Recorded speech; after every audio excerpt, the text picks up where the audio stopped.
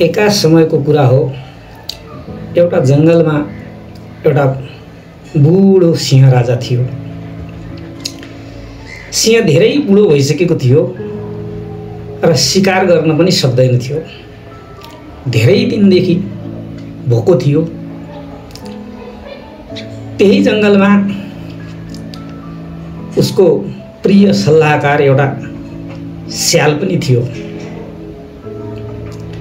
स्याल उसको चलाकीका लागि र उसको सिंहप्रतिको वफादारीका लागि फेमस नै थियो। त्यसैले राजाले आफ्नो खानेकुराको प्रबन्ध गर्नका लागि स्याललाई बोलायो। राजाबाट आएको बोलावट अस्वीकार कसरी गरोस्। स्याल पनि गयो राजा भए ठाउँमा। राजाले स्याललाई आज्ञा दियो कि तिमी जहाँबाट हुन्छ जसरी हुन्छ मेरा लागि आजको दिनभित्र खानाको प्रबन्ध गर, नत्र म तिमीलाई नै खानेछु। अब स्याललाई धर्म सङ्कट पर्यो। राजाको आज्ञाको अवहेलना मतलब मृत्यु थियो। ऊ जङ्गलमा सिंहका लागि शिकार खोज्दै जाँदा जङ्गल छेउमै एउटा गधा चरिरहेको देख्यो। स्याल गधा नजिकै गयो र भन्यो, गधा भाइ, जङ्गलका राजा बुढा भइसके, उनका आफ्ना उत्तराधिकारी पनि छैनन्।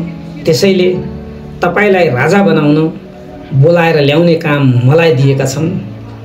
जाउँ छिटो। आखिर गधा नै थियो, सोच्नु न केही। सरासर स्यालको पछि लागेर गयो सिंहको दरबारमा। सिंहको नजिक जाने बित्तिकै सिंहले झम्टियो।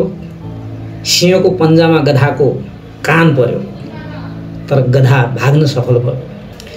गधाको पिछा गर्दै स्याल फेरि गयो र गधालाई सोध्यो, भाइ किन भागेको? गधाले भन्यो, देखेनौ स्याल दाइ, त्यो सिंहले मेरो कान नै लुसिदियो, कान नै खाइदियो। स्यालले भन्यो, हे तेरी, तिमीले गलत सोच्यौ। सिंहले त तिमीलाई मुकुट लगाउनका लागि तिम्रो कानले बाधा गर्ने भएर त्यो कान हटाउन खोजेको हो। कहाँ तिम्रो कान झम्टिएको हो? आखिर गधा न ठहरियो। फेरि स्यालको पछि पछि। जसै यसपटक गधा सिंहको नजिक गयो, फेरि झम्टियो। यसपटक उसको पुच्छर मात्र हात पर्यो र गधा फेरि ज्यान बचाएर भाग्यो।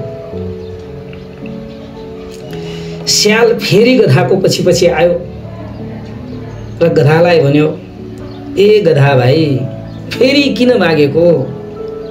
गधाले भन्यो, हेर्नुहोस् स्याल दाइ, यसपटक त्यो राजाले मेरो पुच्छर झम्टियो, पुच्छरै मेरो खाइदियो। देख्नु भएन? स्याल चलाक थियो। उसले फेरि सम्झायो, ए गधा भाइ, राजाले तिम्रो पुच्छर खानका लागि होइन क्या। हेर गधा भाइ, तिमीले राजगद्दीमा बस्दा तिम्रो त्यो झुप्पो पुच्छरले डिस्टर्ब गर्ने भएर सिंहले त्यो काट्न खोजेको हो। तिम्रो पुच्छर खान खोजेको होइन। अब पुच्छर पनि काटियो। अब तिमी राजा बन्न योग्य भइसक्यौ। हिँड, फिर्ता जाऊ। आखिर गधा गधा नै हो। सिंहको झोले स्यालको कुरा पत्याइहाल्यो र फेरि लाग्यो स्यालको पछि। यसपटक जसै गधा सिंहको नजिक गयो, सिंहले सिधै गधाको घाँटीमै अँठ्याएर मार्यो। सिंहले गधा मार्यो र उसको पोस्टमार्टम गर्यो। हड्डी, मासु, कचोल, गिद्दी सबै अलग अलग राख्यो। आफू आफ्नो हात र शरीरमा लागेका रगतका छिटा धुनका लागि बाथरुमतिर गयो। यत्तिकैमा स्यालले गधाको गिद्दी, जुन सबभन्दा मिठो पार्ट थियो, सुटुक्क खाइहाल्यो। सिंह आयो। उसले गिद्दी राखेको प्लेट खाली देख्यो र स्याललाई सोध्यो, गिद्दी खोइ?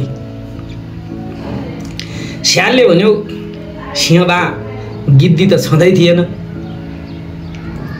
सिंहले भन्यो मैले भर्खर त यो प्लेटमा गिद्दी राखेको थिएँ। स्यालले स्पष्टीकरण दियो तपाईँ बुढो हुनुभयो स्यालबा, त्यसैले भुल्नुभयो गिद्दी त छँदै थिएन। सिंह आफू बुढो भए पनि आफूले गिद्दी राखेको प्लेट थियो भन्ने अडानमा थियो। स्याल बाठो नै थियो। उसले आफ्नो जीवनकालमा सिंहको शिकारबाट मिठा पाटहरू कति खायो कति। उसले विभिन्न बहाना बनाएर पचाइसकेको पनि थियो पहिला कतिचोटि। यसपटक पनि उसले जुक्ति निकाल्दै एउटा दमदार स्पष्टीकरण दियो। सिंहबा तपाईँ बुढो भएर खुस्किनु भएकै हो। यदि त्यो गधासँग गिद्दी हुन्थ्यो भने तपाईले त्यसलाई पटक पटक घाइते बनाउँदा पनि फेरि मेरो कुरामा लागेर फर्केर किन आउँथ्यो? राजा बन्ने एउटा झुटो सपनाको पछाडि लागेर पटक पटक घाइते हुँदा पनि यदि त्यो गधासँग गिद्दी हुन्थ्यो भने त्यो किन आउँथ्यो? ल भन्नुहोस् त। स्यालको यो अन्तिम स्पष्टीकरणमा सिंह पनि कन्भिन्स भयो र उसले खायो। स्याल त सानो ज्यान जुठो पिठोमै सन्तुष्ट हुन्थ्यो। यसपटक त झन् उसले गिद्दी नै खाइसकेको थियो, त्यसैले उसले खाने आवश्यकता पनि परेन। सिंह अगाउन्जेल खायो। आम नेपाली आमाबुवा दाजुभाइ तथा दिदीबहिनीहरू,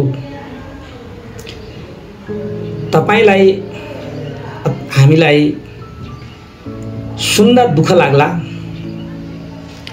कसैले हाम्रो कमी कमजोरी औँल्याएमा रिस पनि उठ्छ। त्यो एउटा स्वाभाविक मानव मनोविज्ञान पनि हो। अब यसो विचार गरौँ त, तपाईँ हामीले जनतालाई मालिक बनाउने शासन व्यवस्था ल्याउँछौँ भनेर स्यालले पटक पटक खोक्यै गर्छन्, हामी पनि पटक पटक झुक्किन्छौँ। अब भनौँ हामी के हो? यहाँसम्म सुनिदिनु भएकोमा हृदयदेखि नै धन्यवाद।